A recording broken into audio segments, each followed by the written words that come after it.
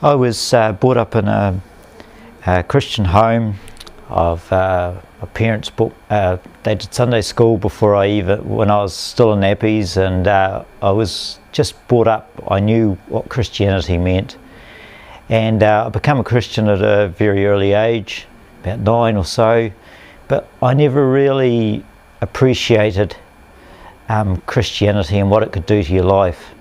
I just coasted through day by day and went through school and work and that.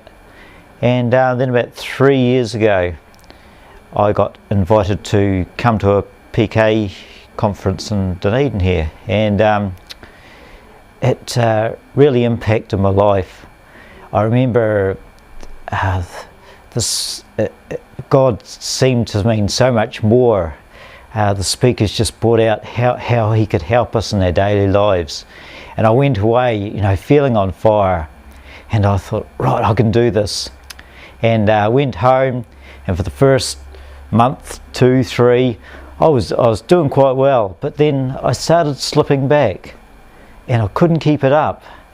And my wife, she said, you started off all right, but she said, you're slipping back. No, what do you go to it if you're just going to go back to your old self?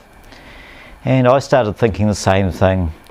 And so the next year I thought, no, I'm not going to go back, because it's not worth it if you're just going to slip back. But a guy came up to me and he said, in Mowat, and he said,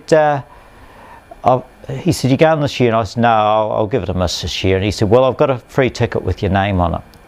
And I said, oh, well, I have to go. So I went along, and as the year before, I got really fired up again for God. And I thought to myself, when I went away, before I went away, I thought, I can't let this slip. And I heard them talking about small groups, and how a small group can help you keep focused from year to year, and can keep, keeps you,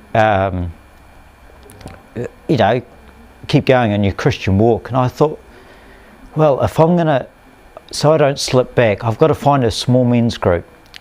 So I went back to Invercargill, and the men's groups there was men's groups there, but it was in the morning, and it didn't really suit me with the work I do. Looking around for a one at night, but there was no men's group at night. So I thought, well, if there's no men's group, Lord, I'm not a leader, but I will try to start one.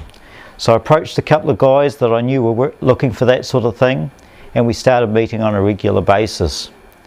Well, from then on, the year went through, and these guys kept me on track.